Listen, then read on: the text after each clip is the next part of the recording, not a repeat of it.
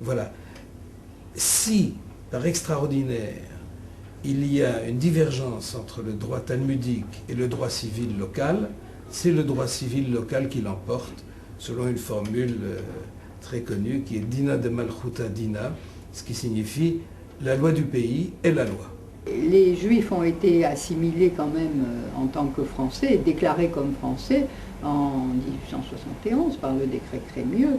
Et à partir de là, donc ça remontait quand même à un certain nombre de générations avant moi, et je me sentais parfaitement française. J'adore les Ashkénazes, attention.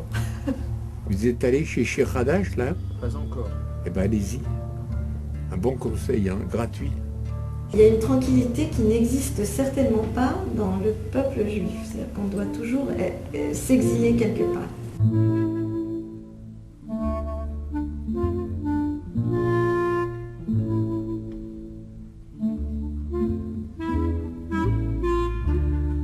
Mon père est venu de Pologne. Il est arrivé ici dans les années 20. Ma mère est arrivée plus tard. Elle venait d'Austro-Hongrie. Je suis née à Lodz en Pologne. Je suis arrivée en 1958 dans le quartier du Marais. J'ai habité rue des Archives dans un hôtel pour immigrés, dans un premier temps, pendant 5 ans. Et ensuite, je suis venue vivre avec mes parents et ma sœur dans cet appartement. J'ai grandi à Sidi Bel Abbès et que j'ai quitté en 1958 pour faire des études en France.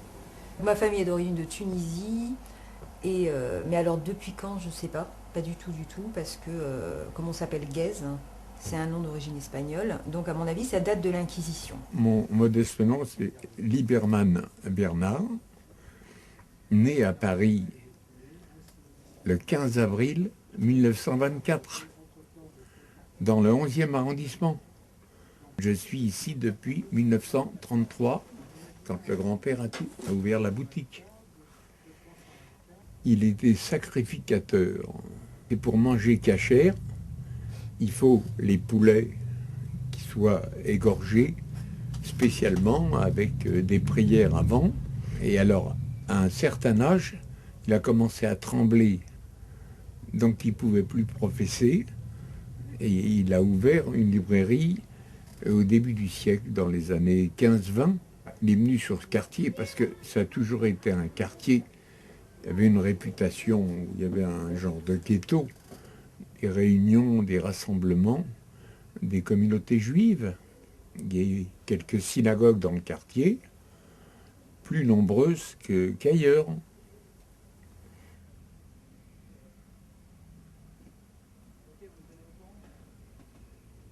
Le jour de la rafle du Veldiv, le 16 juillet 1942, s'était ouvert la boutique. Incroyable. Et 2 policiers français ouvrent la porte et disent à ma mère, Madame Lieberman, elle fait oui, prenez une valise et suivez-nous. Et ma mère leur dit, comment? Ce sont des Français que j'ai devant les yeux. Moi qui ai mon fils qui a fait son devoir pour la France et qui est prisonnier de guerre, mais vous avez sûrement une mère. Ça l'a touché. Elle a dit, préparez-vous, on revient vous chercher. Et ils sont partis. Et le grand-père, qui avait entendu du bruit, il descend, il dit, qu'est-ce qui se passe? Qu'est-ce qui se passe? Et ma mère lui dit, on est venu me prendre. Et il lui dit, sauve-toi. Et il est venu me rejoindre à Lyon. Elle a été sauvée donc, mais elle a fait un apport pour se sauver. Malheureusement, c'est ce que les gens n'ont pas pu faire dans le quartier. Et il y a eu des tas de drames à cette période-là. Après la saignée de la Shoah, quand j'étais enfant, dans l'immédiate après-guerre, nous fréquentions certainement des familles juives, mais pas forcément choisies dans le milieu orthodoxe, qui était vraiment réduit à sa plus simple expression. La majorité des juifs de l'après-guerre, en France, les Ashkénazim, la majorité n'était certainement pas pratiquante. Mon père est né dans une famille très religieuse. C'est d'ailleurs ce qui les a malheureusement anéantis parce qu'ils croyaient que Dieu allait les sauver, ce qui n'a pas été le cas. C'est un des quartiers où on trouvait plus facilement un logement sans le payer forcément, ou en le payant vraiment quelques sous. C'est un quartier où il y avait énormément de petits métiers manuels. Voilà, on pouvait être casquetier, cordonnier. Donc tous ces métiers s'étaient installés dans toutes ces cours d'hôtels particuliers qui n'étaient pas encore des hôtels particuliers rénovés à l'époque.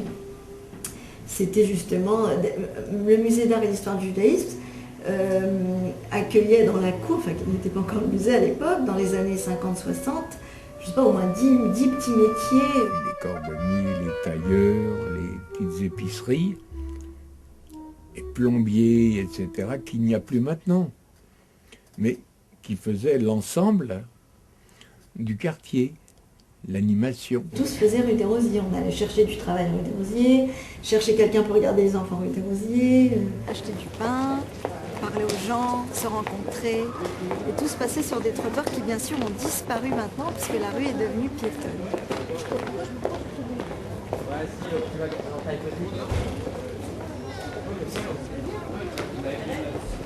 Il y avait ici, dans ce quartier, des cours de Talmud donnés par des dinosaures, des rescapés de la Shoah, qui avaient encore quelque chose à apporter à des jeunes de l'après-guerre.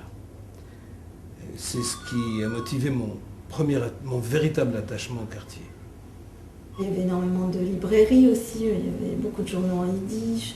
Et même jusqu'en bas de la rue Turenne, quand on est venu habiter là, il y avait une toute petite marchande de journaux rue des Francs-Bourgeois qui vendait dans les années 70 encore 3 journaux en yiddish, ce qui est impensable à l'heure actuelle. Pratiquement on peut dire que toutes les langues juives se sont écrites en caractères hébraïques.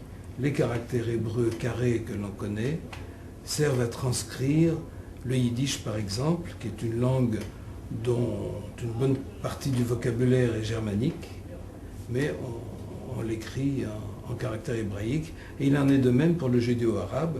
L'arabe a sa propre graphie, ses propres caractères, mais le judéo-arabe s'écrit en caractère hébraïque.